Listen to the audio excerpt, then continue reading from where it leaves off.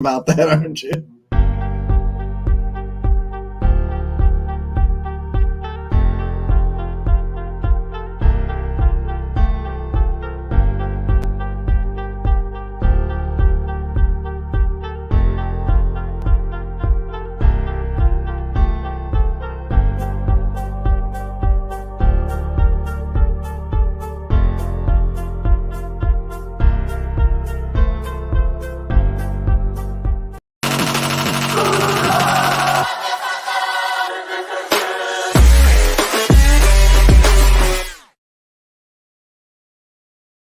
What's up, guys? It's week 5. The Browns are at home. The Midge Flies are all over the stadium from what I just read. So it's going to be a uniquely Cleveland game today for the Chargers and the Browns.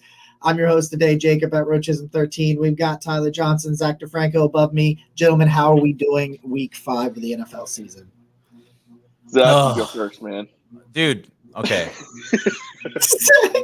I know where this is going. I've been trying to be optimistic this entire week for this game. It's been tough. And then I get this text today at 10:30 in the morning from my cousin Randy Ramsey trying to get rid of his dog pound tickets, 4 of them. He goes, "Do you want to go to the game? Have them. They're free." I forgot I got to go look at wedding venues today. I'm like, dude, at 10:30, I live. For anyone who doesn't know, I live an hour outside of Cleveland. So like, I could have made it, but I already, we're doing a show today, so yeah, obligations, priority. So if anyone wants 4 free tickets to the dog pound for today's game against the Chargers, and the Browns are getting healthy again. Browns are healthy again. Be a good game to go to. It's free, man. 4 free tickets. Message me, Tyler, Jacob. We'll get you in. We'll get those tickets in your hand. So just go to the game. Support the team. Come on. Yeah. Hey, and I'm doing good. I mean, Ohio State, obviously. Yeah. Like, Buckeyes just keep on winning and destroying everyone in their path. Alabama looks like that pretty. I wouldn't say they're the powerhouse they've been in the past, but. And the Guardians, ladies and gentlemen, the Cleveland Guardians are going to the ALDS. So it's been a good weekend. Hopefully the Browns can cap it off with a victory. I mean, I tweeted it out last night. Don't fuck it up, Browns. Don't you dare do it. Don't you dare do it. I swear I will go up there and there will be consequences. Guys, if you're checking this out. You can go up there for free if you want. It's a 4-hour drive. I don't have the ability. I'll get there by halftime. So, if you want to interact with this show live or any of our other shows live, we can't see the Twitter comments, but if you go to Facebook or go to our YouTube channel, we can see the comments live in all of our other live shows, and you can interact. If you go over to the YouTube page for watching on YouTube, it helps us out greatly if you hit that subscribe button, give it a thumbs up, and can we move forward. And we've got amazing homage merch. I've shared a bunch of links for the Win the Whole Effing Thing shirts, and I think everybody should get their hands on one of those. I'm waiting for mine to come in the mail for the Guardians. I've got some Cavs shirts coming out. I'm aware of some upcoming Cavs shirts, so keep your eyes on homage for those. Some links in the description down below, as well as at the top of our Twitter page or in our Twitter bio and all those other great things. If you're looking to gamble today on some daily fantasy, go to Underdog Fantasy. If you don't have an account, sign up with our code 216. They'll double your first deposit up to $100. I got some money riding on this game because I picked Justin Herbert as a true Browns fan would do on my Underdog Sports. So let's see. So I did pick Nick Chubb 1 overall in that draft, though. I had the first overall pick, and I picked Nick Chubb because I think it becomes a really big day. So also, Browns win. Come back here to YouTube. There's going to be a special giveaway announced. Ooh, let's go. Let's go. So we'll start. Okay, so let's start, guys. We will have at 11:30, all of our the Browns inactives will drop. We are hearing that Jadeveon Clowney is good to go. We'll wait for that 100% in 25 minutes, and we'll talk about him and his impact once we see that for sure. But I'll start with you, Tyler, and then we'll go to Zach. I'll wrap it up. Off the top, what is the biggest thing the Browns need to do, or the thing that you're looking forward to the most if they're to be successful today? I think the Browns have to control the time of possession in this game because one thing that the Chargers have, they don't have Keenan Allen, and that's a huge loss for them, but they have Justin Herbert, who to me was going into this year, he was my MVP. He was my league MVP going into this year. I think Justin Herbert is truly one of the best quarterbacks in the NFL. You have to keep him off the field as much as possible, and that starts with Nick Chubb and Kareem Hunt. If you can get 4 yards a carry, fantastic. Jacoby Brissett, we saw last week, he looked a little bit like the backup quarterback he's been his entire career in the NFL. So I want to take as much pressure off him as possible, control the tempo with Nick Chubb, Kareem Hunt, keep Justin Herbert and this offense off the field. Thing that worries me, and I told Zach about it, and we talked about in the Faithful Dogs podcast, which is Wednesday nights at 8 o'clock live on the Network 216 YouTube channel. Austin Eckler went off last week. Austin Eckler has not done much all year. After what happened last week against the Falcons, I know we're probably getting Clowney back. I know Myles Garrett's expected to play. Austin Eckler worries me today. He really does, and it's hard for me right now to trust that defensive line. It is. So that's where I'm at right now. The defense line, even like fully healthy, it's like, okay, like you got two of the top, edge rushers in the league together. It definitely is helpful, but I think what you need to see on the defense side of the ball is that secondary keep up the momentum they had last week against the Falcons. I think what we did last week, obviously Justin Herbert is a way better quarterback than Marcus Mariota, but no Keenan Allen, like you said, Tyler. Shut down Mike Williams. He did great. Was it last year against us? He went off, or 2 years ago. He also found a way to when he has this special ability that when he commits a pass interference, it gets called on the other team. Yeah. Oh, that happens to us regardless, right? Like that's we don't get those kind of calls like that. But yeah, I would say shut down the pass game and, like Tyler said, control the time of possession on offense, run the ball. I think the pass game for us is going to go through David Njoku today. He just has a history of going off against the Chargers himself. So I think control the time of possession. When you need to pass the ball, look for 2 and look for 85. And I think we can have a chance to win this game. I'm feeling a little more optimistic, but as long as you control the time clock, like you said, keep Justin Herbert off the field, we're good. I really think we're good. So I think this is a good point Mr. Jiggles makes. You guys agree? In this game, you have to at least force 2 turnovers because field goals against Justin Herbert in this offense just won't win this game. Do you agree with that, or what do you guys think on that? It's always about the turnover battle when you're limited at quarterback. I think that has kind of been the thing that we've leaned on with the Browns and Jacoby Brissett for the first 11 games, and they've done it pretty well, so to speak, in the first 4 games, having only turned the ball over 3 times, 2 of which were interceptions on final drives by Brissett. The one against the Jets was it is what it is. The one last week was pretty bad, and then the David Njoku fumble. So, I mean, for all intents and purposes, in terms of the offense not turning the ball over, they've been pretty successful with that. You've got to win the turnover battle, and the problem is right now that their defense isn't forcing a ton. Like, I think they've only got maybe 2 or 3 turnovers forced by the defense. I can't even think off the top of my head because I can remember the offensive ones because it's positive, but the defense being so not great at it, I can't even think off the top of my head what the number is. But I think they're sitting around even. I don't think they're plus or minus in the turnover battle. I think they're right around even. And you've got to be an opportunistic defense in this game because I think Herbert's a little banged up. I know he's still slinging it, but I talked to some Chargers guys on the Daily Dog Takes this week that talked about that deep ball is still affected. So they're able to do the short and intermediate just fine, but Herbert throws a beautiful deep ball, and it's not quite as accurate right now.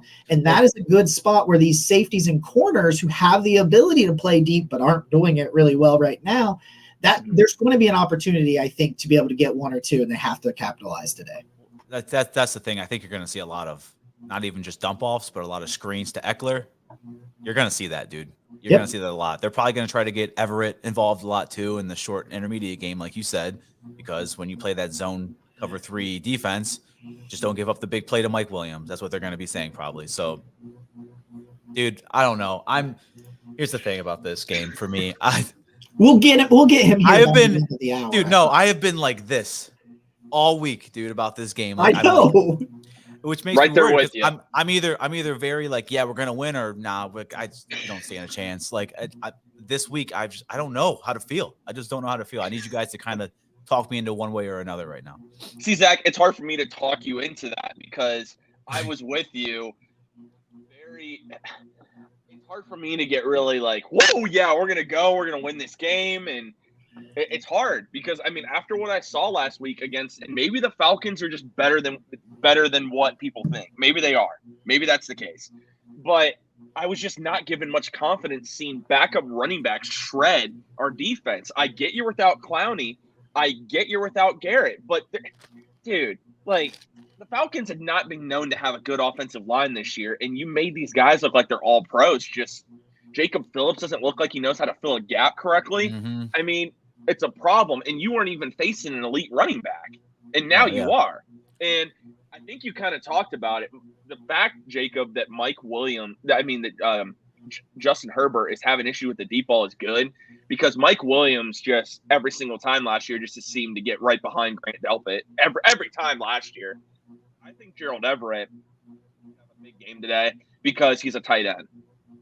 It doesn't matter if you're a homeless guy playing tight end against the Cleveland Browns. If you play tight end, you're going to end up just shredding this defense. So, and Gerald Everett, credit to him, he's found a good home with the Chargers. Mm-hmm. He's a guy who's always had potential. He has physical tools you look for at the tight end position. He's found a good home with Justin Herbert. So yeah, he can't, like you said, he's got to go quick intermediate game. This is the type of game Gerald Everett could really, I think he could be the guy that really could tear apart this Browns defense today. I don't think it'll be Mike Williams. I think it'll be Gerald Everett.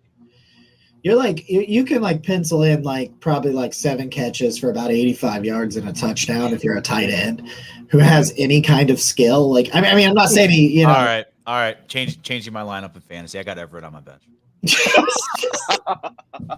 Well, it's funny because I was talking to the Chargers guys this week, and we were talking fantasy football on their show and whatnot, and they said, he goes, I hate to pick to start a player against the Chargers. He's like, I don't like to start. And I'm like, listen, I'm going to be realistic with you that if I know the Browns struggle at, this or that, and I have a player that can do that on the other side, I'm starting them. Because that doesn't mean just because you start a guy that's playing against the Browns, it doesn't mean the Browns will lose. It doesn't mean you don't care. It just means that you're realistic and you understand that Gerald Everett will probably get 80 yards and a touchdown and probably 5 or 6 catches, which is in a PPR league is pretty good. I mean, that's a pretty good afternoon, 15, 20 points. He's probably going to get that. The Browns could still win, and they could win by double digits even if that happens. So I don't think that's a problem. I'm looking at this game and I'm like, I think Herbert gets his today, so I'm starting him. I think Herbert gets 300 yards. Do I think that the Browns lose? I don't know yet. I'm not 100%. We'll get there by the end of the show, but I think it's just being realistic about things is they're not going to shut them out. So if you want to go out there and start a certain player, you can go out there and start a certain player. But I'm looking at this as this. So I said this interestingly enough, and I want to make this statement again because I said it on the Daily Dog Takes. Oh no, I'm sorry. I actually said this on the Chargers Powder Hours show that when I was on Friday, and I'm going to ask you guys how you feel about this because it was kind of a really interesting situation. So Myles Garrett talks early in the week, right? Mm-hmm. As he's getting ready to go back into practice. I think it might have been after he had practiced on Wednesday. I can't remember exactly when he was saying this, but I thought it was really interesting where he took some responsibility. I thought a decent amount of responsibility for what had happened. Now, when this first comes out, you're like, okay, he was speeding, yes, but he was going about 10, 15 miles over and he swerved, the road was wet. And I think unless you were a true blue hater, I think in the beginning, you didn't really, until more information came out, you didn't think Miles was at fault or anything like that. When everybody was just I'm glad he's alive. I'm glad that his passenger was alive. And then information starts coming out about a history of speeding and 2 times being cited for really excessive speeding. of over 100 miles an hour. Now, I'm not crucifying the guy. Like, I've seen some people say, oh, he's overrated on the field and he's an idiot off the field and we need to trade him. And I'm not doing any of that. But I do think there's some responsibility for him to take because he had continuously put himself in this situation. And I thought, at least in terms of what he said publicly, I'm sorry, the Giants distracted me. And what he said publicly, and it seemed like he was like, listen, I got to change my behavior. This was a wake-up call for me. I need to not take for granted, the opportunities that he has. And I think that part of that was in playing football. And he said he was going to come back and make a difference and be a game changer sort of player. So I think that I thought it was really nice, and I'll ask you guys if you thought it too. I thought seeing him take responsibility based on his history, I just thought that was huge. I thought that was very a mature statement from a guy who does say some stuff in the media sometimes that may seem immature and Baker Mayfield like. So I thought it was really a nice step, and I think Miles goes out and gets 2.5 sacks, has a massive game today, and sets the Browns' all-time sack record. Yeah, man, I love seeing that from guys that I consider leaders. Myles Garrett is the leader of this defense, and I think if you listen to Tyvis Powell on the Ultimate Cleveland Sports Show, he said one of the things that's been missing from this defense is leadership. And I think that might have been a great step in the right direction for not just Myles Garrett as a person, but for this Browns defense as a whole. You need someone to come out and be that voice. I think that when you have a guy like Myles Garrett own up to what he did, and he takes responsibility for that, it goes a long way with your teammates. But also, he's the undisputed leader of this defense, or he should be. And I think I really think this goes a long way. So anytime I can see a leader doing that, I love to see it. I didn't like what I saw. I know it was 2 weeks ago, but Denzel Ward saying that wasn't my blown coverage. Yeah, or exactly. that kind of pissed me off. Like, that worries me. That worries me as a fan. That doesn't piss me off necessarily. That just worries me, man. Because it's like that's someone who you just paid to be one of the top corners in the NFL, saying, "Oh, that wasn't me. That was let me throw someone else under the bus." Like that kind of stuff is when Tyvis Powell says we have no leadership on defense. That's what he means. Like Denzel Ward needs to be a leader and be like, I take the blame for that. Myles Garrett, like he did, I take the blame for my actions. Like I could have put the team in a terrible situation. I mean, let alone my passenger in the car in a terrible situation. Like, leadership like that, like when Anthony Walker goes down, that again hurts your locker room camaraderie too. Like you need someone like Anthony Walker. He is a true leader. John Johnson, I thought he was going to come in here and be the green dot on our defense. I thought he was going to be that true leader. So someone needs to step up, get this locker room together. I thought after that team meeting that would have been it, but apparently that was, I don't know. Yeah. A comment here from Joe about the left tackle. I'll say this. Rashawn Slater handled Miles last year. Mm-hmm. He was great. He was great. That was a worry of mine going into this game, in terms of before the injury, looking forward at this game was a big deal, man. I mean, I'm just saying Herbert is not 100%. So if your line is also not 100%, that is how you win the game. It's take advantage of the talent where you have it and the deficiencies where they have it. And I think Myles Garrett and Clowney versus that line, the right tackle's been playing pretty well. I mean, but overall, they're not what they were coming into the year. And Rashawn Slater is a bigger deal losing him than I think it's a bigger deal than losing Keenan Allen. I 100% agree with that. I mean, Rashawn Slater, you could make the argument he's already one of the best left tackles in the NFL. I mean, coming out of Northwestern, this was a guy that came up draft boards really after the combine. He was still a top 10 pick, and some believe he was still going to be the best left tackle of that class, and he hasn't disappointed. I mean, if it wasn't for the injury, he's probably one of the best left tackles in the NFL already at his age. So it's a huge loss for the Chargers. It's a huge loss for Justin Herbert, and knowing that Myles Garrett's coming back, Jadeveon Clowney is a good chance he might be back today. If I'm Justin Herbert, that worries me a little bit because you're still battling that rib injury. Mm-hmm.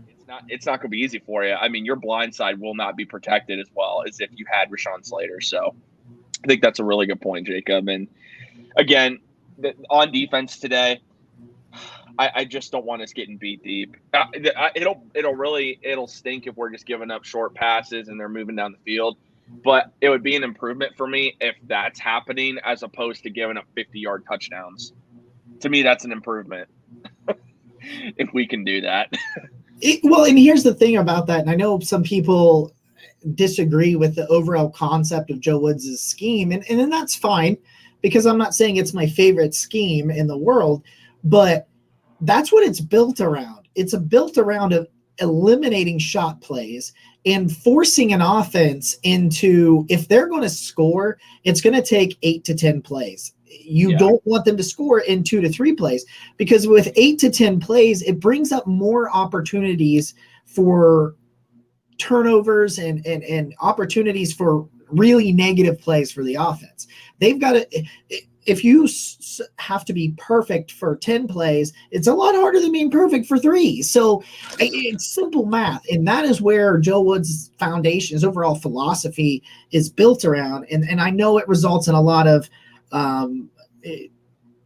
loose coverage or, off coverage, and they should probably play more man coverage with the type of corners and stuff that they have. And I don't disagree with any of that. But my point is that you talk about limit these big plays. That's the overall philosophy. Mm-hmm. So if you can disagree with Joe Woods' philosophy fundamentally, and I'm fine with that, but if he gets his philosophy running correctly, it will limit those big plays. But is he getting those players to buy into that? That's my thing. I don't think he is. I don't think he's getting Denzel Ward to buy into that kind of defensive coverages. Denzel Ward wants to be the man. He wants to cover Devontae Adams. He wants to cover Keenan Allen, Mike Williams all game. He wants to be that guy. And when you have a defense like this, where he's like, okay, now who do I have? What area do I got to cover?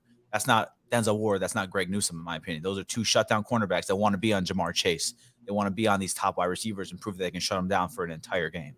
See, Jacob, the thing that's always bothered me, and we talked with Jared Mueller from Dogs by Nature. I know you did as well. Jared made a good point, and Zach hit on it too, is these corners don't want to play zone because that's not what they're good at. That's not the style they're used to playing. And he said one of the things is you can tell Denzel Ward kind of looks a little checked out because he doesn't want to play. He doesn't want to play zone. And I'm not saying that coordinator, you need to just not do what you do just because your players don't agree with it.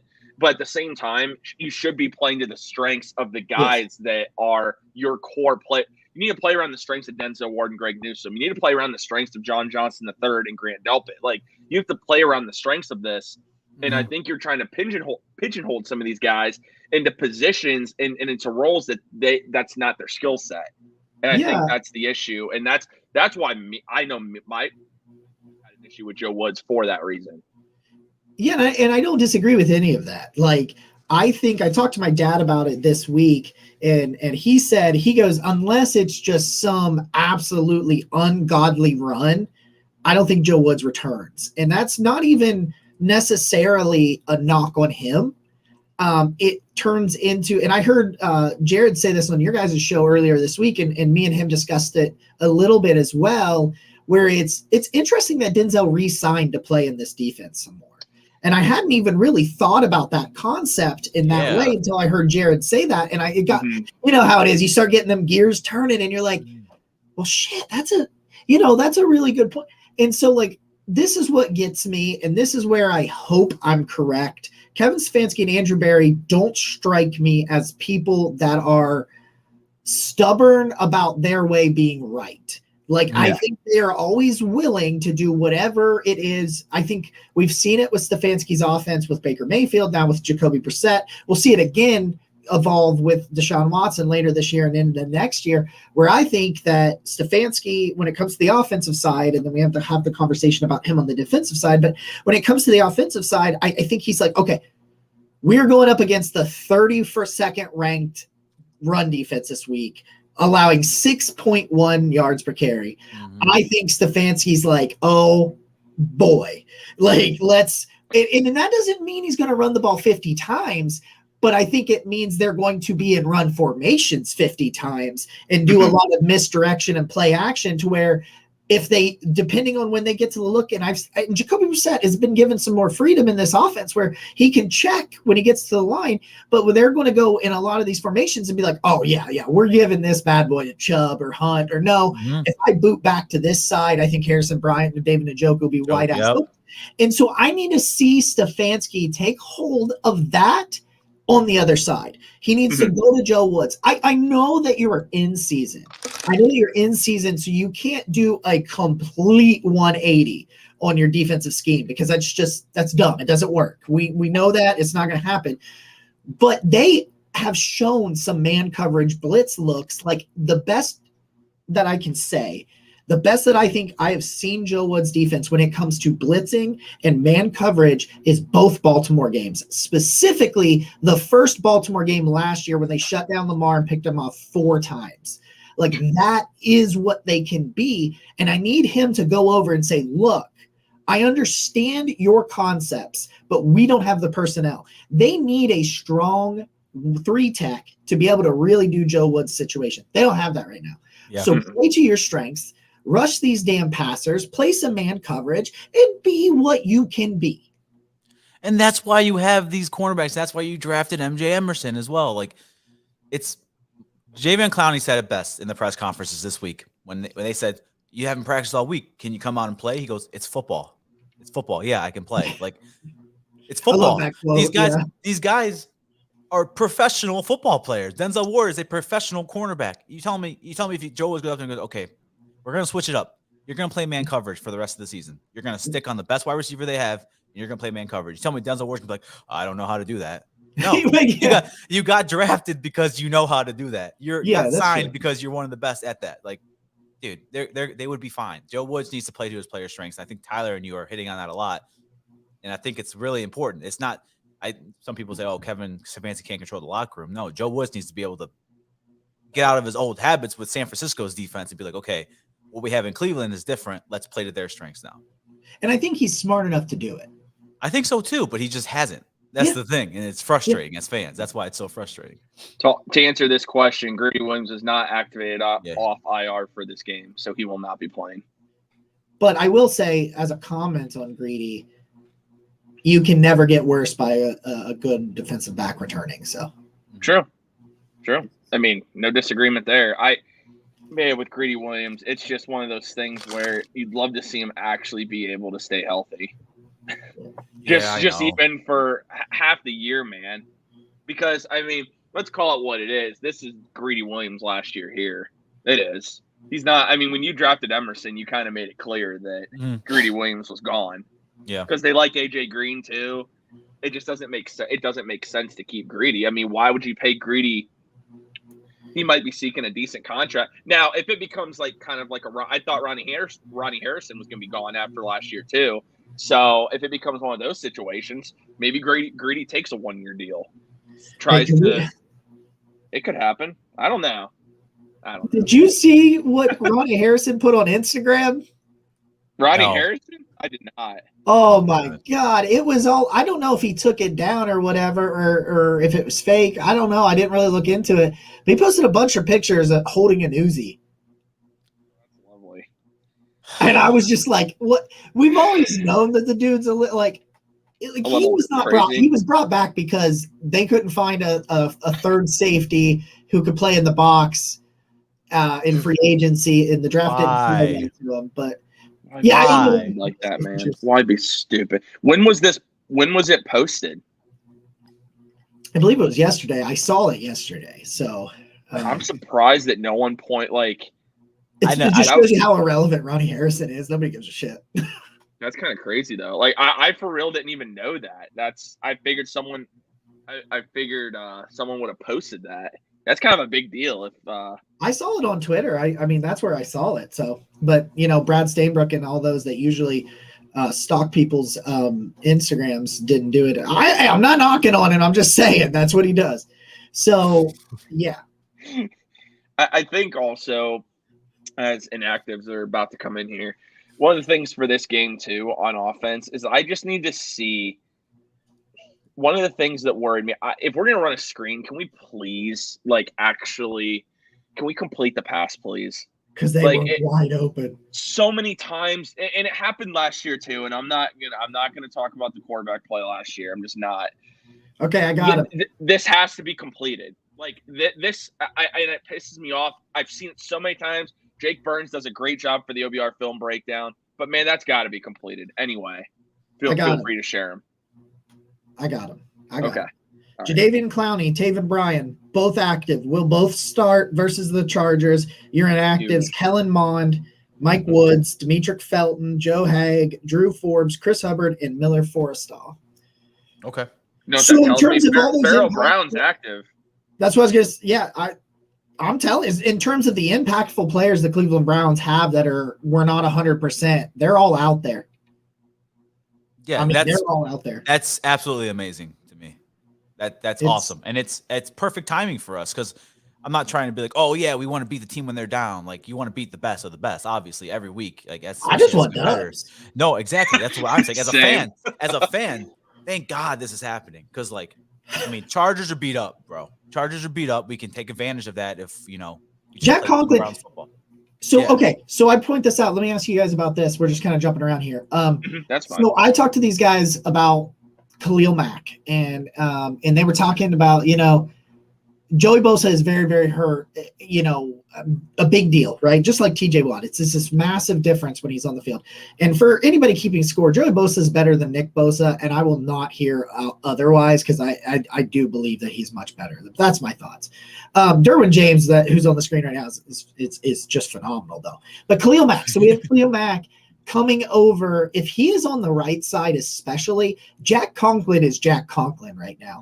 How big has he been in these last couple of games coming back where I'm no joke, I'm fine. If Khalil Mack is going up against Jack Conklin all day, I'm not concerned about that. I really think that Conklin's been massive. And Jed Wills, buddy, you played a really bad opener, but you've been balling, man. Like those tackles, I'm not concerned about Jacoby Brissett being kept clean. Your guys' thoughts on that? Dude, Jed Wills. Okay. I slammed Jed Wills. I have done it repeatedly. I did it after the opener, and I was like, man, if this is because he just seemed to be going through the mode. He really did. That's what it seemed like. But I'll tell you, Jed Wills is starting to earn my respect, and we're seeing him fully healthy. And I feel like that's finally something that we just haven't seen from Jed Wills. He's fully healthy. This man can pass protect with some of the best. I mean, he looks really good in pass protection. He's getting better in the run game too. I'm loving what I'm seeing out of Jed Wills. Jack Conklin, by the way, the fact he came back from this injury as quickly as he did and he's performed the way he has been a huge boost for the Browns. So like you said, Jacob, I'm not worried him going up against Khalil Mack. I also think we might see them double Khalil. You can go and just play Khalil Mack straight up. I really think you can. But I also think they're going to double Khalil Mack too. They're not going to let Khalil Mack get near Jacoby Brissett today. Nice. And he's the only guy I'm worried about as far as pass rush. Zach's got something. They have new Browns homage gear. Oh, yeah. I didn't know. I knew they were going to have it soon, but I did not know they released it. They dropped different. Like this hoodie I'm wearing is in brown now. Oh my God, dude! They have a Battle of Ohio shirt over here in the comments. Man, I'll tell you guys about real quick as we're talking about homage releasing new gear, man. I would never. I'd be so much in debt for the rest of my life if I bought every single thing that I wanted from homage. Yeah, that's my problem. I mean, how'd you do this, Zach? Now you told me about it, dude, and it's just so. Well, now I'm going to look that Battle of Ohio shirt's pretty chill, dude. I like that Battle of Ohio. By the way, guys, I'm telling you, you want to keep an eye if you're watching us live right now, and you are a Columbus Crew fan. If the Columbus Crew win today, they make the playoffs as well. That's something to keep in mind because our good partners at Homage have a really sweet Columbus Crew line, and something to keep in mind too. They have a good relationship with the Columbus Crew. They actually had Lucas Zelarayan at the store in Columbus a couple months ago. So just something you guys want to keep track of because you got a great deal with the Columbus Crew going on. If they make the playoffs, they'll probably have some sweet merch. So just keep an eye on that. And I would also like to say that there's a Battle of Ohio shirt with Oh, did you see Dude, wow. Dude, I was looking at it. You know, everyone ignores Zach. Everyone ignores Zach today. Yeah, so. that's what I do every day. Zach, how long have you been here? Anyway, you're recording with us today? You've been on this whole time? Yeah, this is freaking awesome, man. Like Halloween, dude. Like I'm gonna do like and this Tuesday for the Barking Brown show, I'm pretty sure it's gonna be the Barking Guards show. So we'll see how that goes. That's gonna be just an absolute amazing thing there. I want to talk about. Hold on. Like I gotta turn this. I got a signal here. I gotta turn on. Hold on a second. Let me see if I can figure out how to get this signal on the screen here. Oh, that's not right. That's not how we're doing it. Somebody's got to put it on there. You know I don't have the controls. There it is. All right, look, here we go. I'm putting the signal out right now because that is my key. I'm not even going anywhere else, man. That is the key to the game today is Nick Chubb. Listen, the Chargers are allowing 6.1 yards per carry. That is what? Like that is okay. All right. You want to let 6.1 yards per carry, and you're going to go up against Nick Chubb and Kareem Hunt and this offensive line. And this offensive line is healthy. Ethan Pochich, not even missing a beat from J.C. Tretter last year. Pochich is actually moving better in open space, I believe, than Tretter did last year because, Tretter was just all these injuries, everything. It's all adding up. The guards are the guards, man. The tackles are playing really well. We've talked about some of these. This offensive line, man, I don't care. I might be able to average 2 yards a carry behind this offensive line. That's how good it is. Notice how I'm kidding. I'm probably like negative 15 yards a carry, but whatever. But we put the bat signal out there. He needs to answer the call. I think today, you guys talked about it a week or so ago about is Nick Chubb legitimately in the MVP race? I think he should be. And if he really wants to be, today is the day he can do that. And I think we can continually have a situation where Jacoby Brissett is complementing the run game. That's all we needed Baker Mayfield to do last year. And that's all we needed Brissett to do for these first 11. And I think you put that signal out. I think Nick Chubb, he shows up and he just continues to be ridiculous. Going into last game, and I don't know if you guys know this stat. Going into the Falcons game, Nick Chubb was the leading rusher in the NFL. He's still two. Do you know going into last week who the 5th leading rusher in the NFL was? 5th leading rusher. Yeah.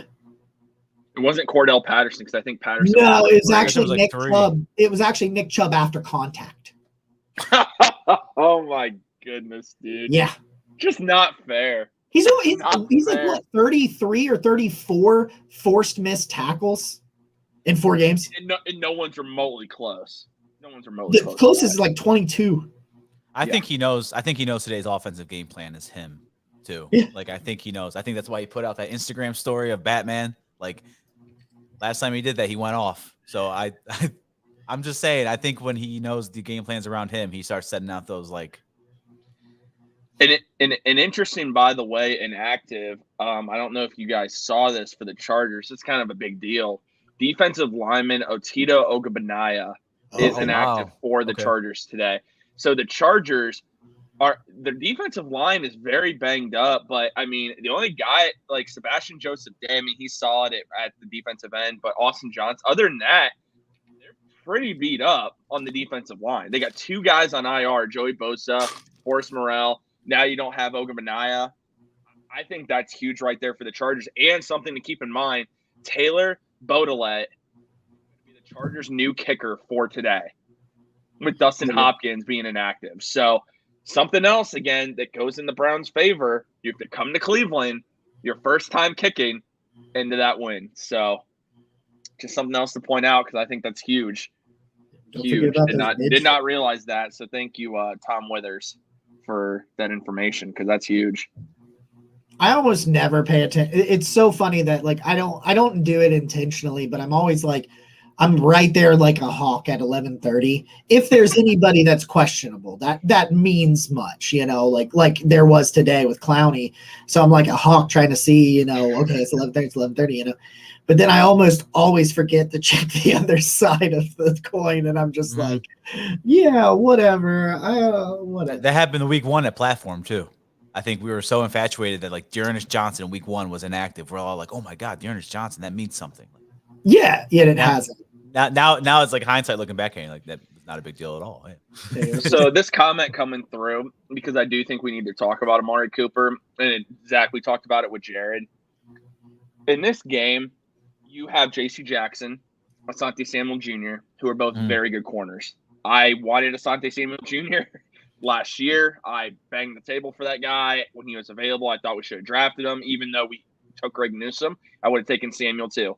But anyway, Amari Cooper, are you guys at all somewhat worried about the fact that when you take him out of the game, there is very limited options outside of him? Or how do you guys feel about that? Because I've been this guy all offseason. Even when we acquired Amari Cooper, I was like, we need somebody. You got to go get somebody else that can be a good number 2 opposite him. That's why the Browns were interested in A.J. Brown. That's why they were interested in Robert Woods. All you brought in was really David Bell and Mike Woods. You brought in Grant as well, but he unfortunately suffered an injury, so hopefully he's healing up well. But I mean, what are your guys' thoughts on this? Because it seems like once you take Amari Cooper out, yeah, you have David Njoku, but there's no one else at wide receiver that remotely scares the defense. Well, one thing I say to that is what was different about Jacoby Brissett's stats last week? Like, because people are like, yeah, you took Amari Cooper out of it, and he did exactly what he's been doing all year. That Brissett was still fine. Yes, I would love. They worked out some players. I'm not as high on like Kenny Stills as some people are, but I do think his speed element would be really nice on this team, because what it does for not Amari Cooper, but everybody else, it opens up those underneath things for DPJ, and it opens up the underneath thing, crossing routes for Njoku, and even Schwartz, who I think they want to use more laterally than they do vertically. It should at least just right now anyway. It does concern me. I'm not going to lie that it doesn't, but I do think that I point out that his numbers and that offense's effectiveness last week was pretty well what it had been the previous 2 weeks, with Amari playing really well.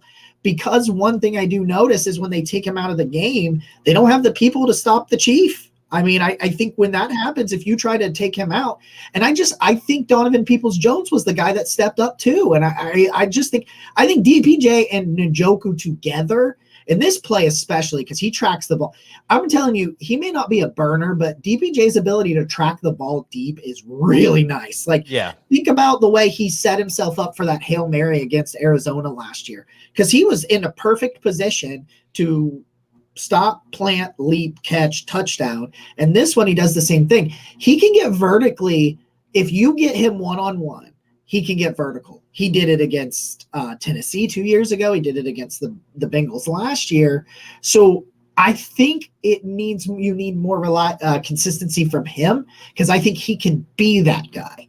But then again, you want to sign like Kenny Stills or somebody that can fly. I think this can take it to a whole new level, especially in the final 6, because of somebody who will return to the locker room tomorrow.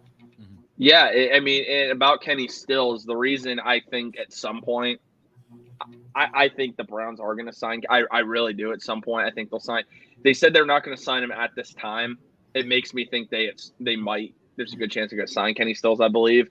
He has that relationship already with Deshaun Watson. He has that chemistry with Deshaun Watson already. You already brought in Farrell Brown, who has that who has played with Deshaun Watson, has that chemistry. I could see it. Here's a question for both of you. This is interesting. This is a conspiracy theory, though. I'm going to put a 10 hat on here. Okay. Could they not be signing Stills this week so that he can keep working out with Deshaun Watson? That's what I was thinking. I don't know if he is. It's a really good point, man. Something to think about. Because that would make sense. They could be working. I mean, because here's the thing. I don't think, if there is rumor they might sign him, I don't think Deshaun Watson he won't post on his Instagram stories working out with Kenny Stills. Why would you do that? Yeah. So I could absolutely see that, and it makes way too much sense. And again, I'm not trying to just slam Anthony Schwartz. I'm not going to do that. He's not become We've done it enough. Yeah, he's not become the player yet that you envisioned when you drafted him. It takes time, Kenny Stills is a guy that can come in and be that vertical threat. He's a guy that can stretch that defense. Kenny Stills has never been an amazing NFL player, but one thing he's been able to do throughout his career is stretch the field. So I think Brandon and Kenny Stills, they're not going to – and it was funny how it was worded. Brad Steinbrook from the OBR said, at this time. Yeah, exactly. And he said that before when players got circled back to later in the year. Also, real quick, I this is off topic. Saquon Barkley's gone to the Giants locker room. Yeah, he's questionable. With an injury. Daniel Jones' entire right hand is covered in blood. Oh my God. Just something to keep. I mean, a lot of us that are like watching this show that right got now stepped are probably on. watching this game. That got stepped on for sure. Figure people want to know that. But Zach, what are your thoughts to what Jacob was saying? I mean, do you think there's something to this? I could do. I think he's going to sign here. I think he is. If we're still talking about Kenny Stills, yeah, that is. I'm like literally watching the game as well. But I am too. Yeah, and it's funny because when we hop down the record, I'm like, oh yeah, the London game's on. I turn it on real quick. But yeah, no, I think we're going to, man. I mean, like that's what you want to do is bring in targets that are comfortable with your franchise quarterback. I think the weight is on probably both sides. Do you guys agree with that? That they're both just like, okay, let's just sign when the time's right. I think it could be in the next few weeks. They kind of start getting ready in the facility with Watson, right? Because he's allowed back tomorrow. Watson's back in on Monday. Tomorrow. Right, but he can't practice for a couple more weeks. So you could see like them sign Stills soon so that Stills can get up to speed, not for these games necessarily. Maybe bye week. Bye week. Yeah. Yeah, because you got 3 more games. Yeah, I think that would make a lot of sense. And it really shows that they must not have any interest in Will Fuller whatsoever. I don't think anybody does. Like, there's something going. Like, again, we don't know, and I'm not gonna like speculate or anything. It sounds like he's got some like issues internally or something. Because like, I mean, I know he's been injured a lot, but he's still in his late 20s. Yeah. He's still a burner. I mean, he's one of the, you could argue, I mean, when he was healthy, one of the best deep threats in the league, just as far as purely stretching the field. So I think that part's a little interesting. But as we were talking about David Njoku, I actually made a bold decision today. I benched Darren Waller to start David Njoku. I benched Darren Waller and started Everett. So screw you, Darren Waller. Hey man, well I won't say though they're feeding Devontae, which makes sense, but they're not giving like him the ball at all. Also, the Giants are about to tie this up. Yeah, they're about to. I'm playing the Packers defense in my money league. So also give a shout out real quick to Brian Dable, former Brown offensive coordinator. He's got a team in New York. Like he might not have the most talent, but I'm telling you, these guys fight. They right now they have nobody at wide receiver. They have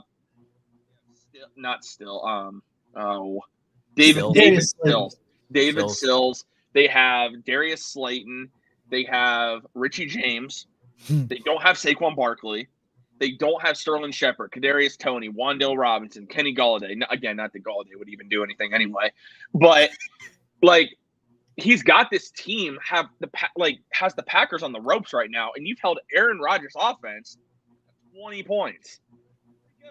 I mean, given the circumstances that they're in, good for them. So, I mean, and you're talking about the Packers. This is a situation where they haven't scored in the second half, man. Like Dable's working on himself a nice little Coach of the Year campaign right now, and if he can get more consistency out of Daniel Jones, and Daniel Jones is hurt, so he can't run right now. I have a question. Yeah. Does the situation with Tua make Mike McDaniel not win Coach of the Year possibly? No.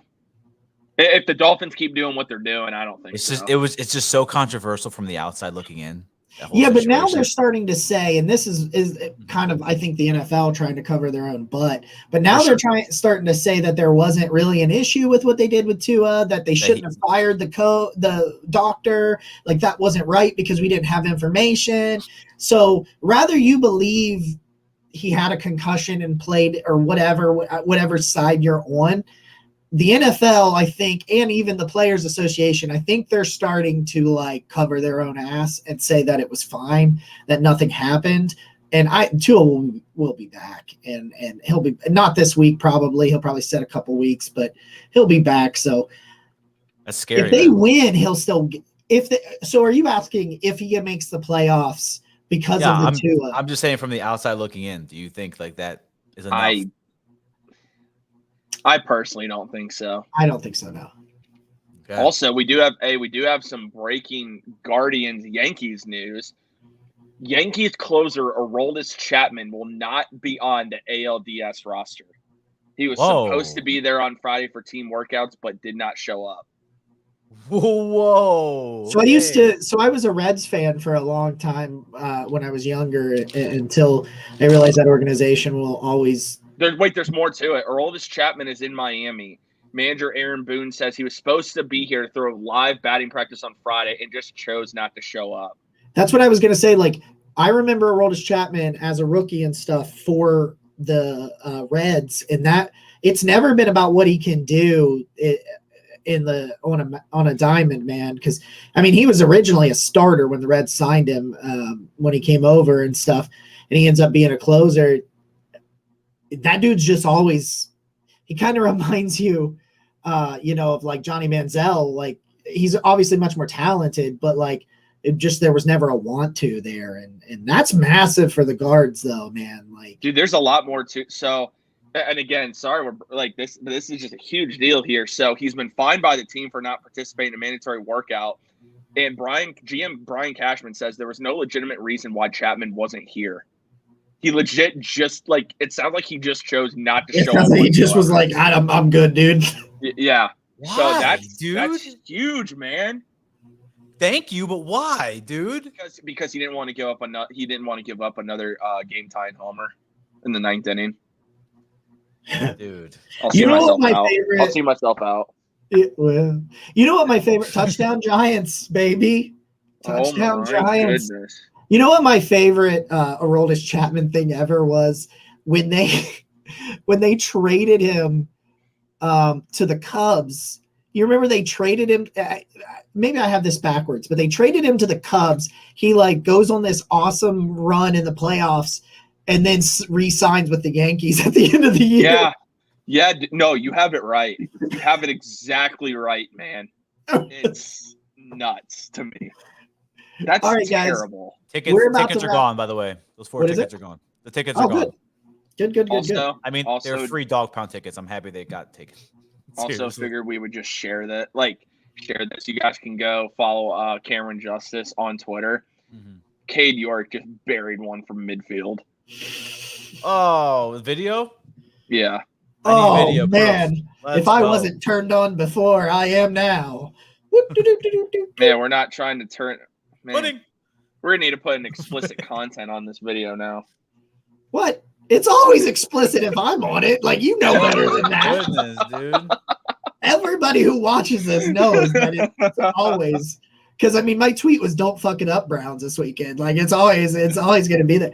Okay, we're wrapping this thing up. 5 minutes. Okay, let's start Tyler's and Zach, and then I'll go overall keys / prediction for today. All right, overall keys. I'm just going to talk about like I did earlier. You have to control the tempo in this game. We're going to call for the bat signal for Nick Chubb. Nick Chubb and Kareem Hunt have to control this game. I firmly believe, I said this against Carolina. They got 39 touches and the Browns won. Nick Chubb and Kareem Hunt need to touch the ball 40 combined times. Mm-hmm. I really believe they combine 40 times in this game. And I think if they do, the Chargers give up 6.1 yards a carry. I think the Browns can win this game. Now, on the flip side of things on the defense, you have to get pressure on Justin Herbert. If you don't get pressure on Justin Herbert, he's going to throw for 500 yards. He's and that's not an exaggeration. It's given what the Browns defense has done this year in the secondary, he will carve them apart, regardless if he's hurt or not.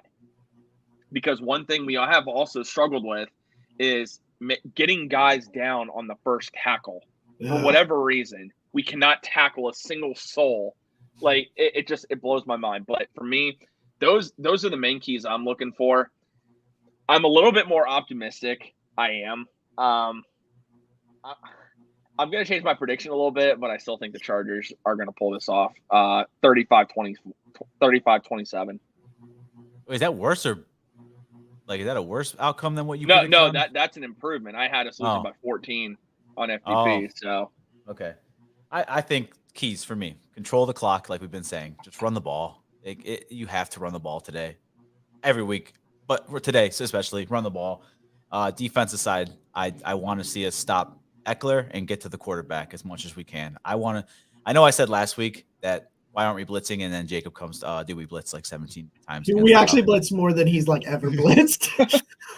It just wasn't very effective. It wasn't effective probably because of personnel. Let's put it that way. But yeah, let's get to the quarterback, man. You're starting to get healthier now. I want to see Jacob Phillips have a more relaxed game, if that makes sense. Like just get into your role and do it well. Just be where you're supposed to be at all times. Let JOK make those big plays because he can.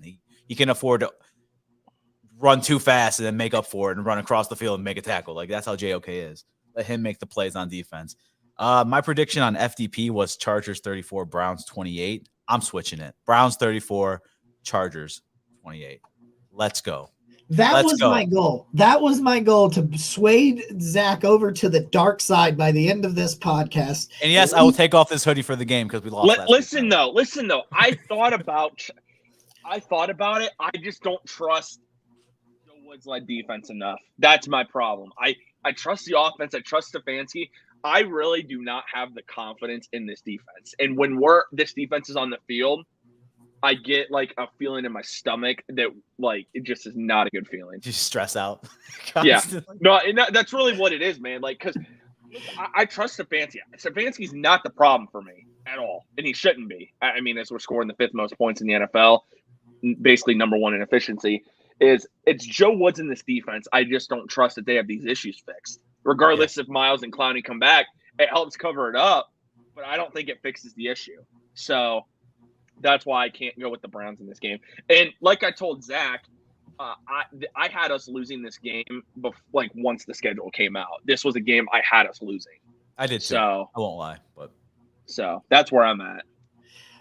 So they're bringing back the Collar Rush unis, which have special powers. So that's pretty cool.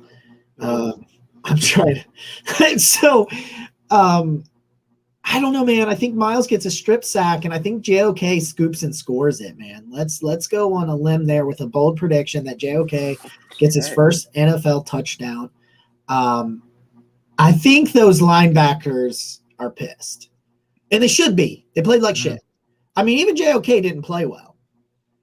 He graded very poorly. Yeah. So, like, it's funny that you bring up, though, that he's, like, so fast that if he does mess up, he can catch up, which Phillips just isn't quite there yet.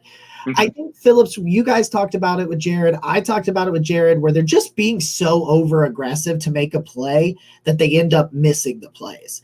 And I think that that's a point of emphasis with Stefanski this past week to try to be a little bit more. Listen, if you just maintain gap integrity, you won last week. Like, that's it. And that is one of the most basic fundamentals of playing defense, period. So go out, maintain your rushing lane discipline, maintain your gap integrity, play simple, efficient football, and win this game 27-20.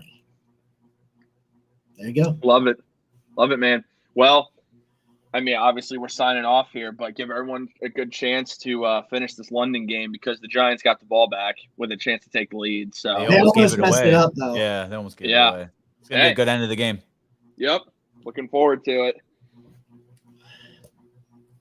Well, guys, come back here after the Browns win, and there will be a special YouTube giveaway for subscribers of the channel. So if you're checking us out on Twitter, go get us subscribe to the YouTube channel. We get to that 600 during the bye week, and I'm going to eat some spicy butthole wings. So there we go.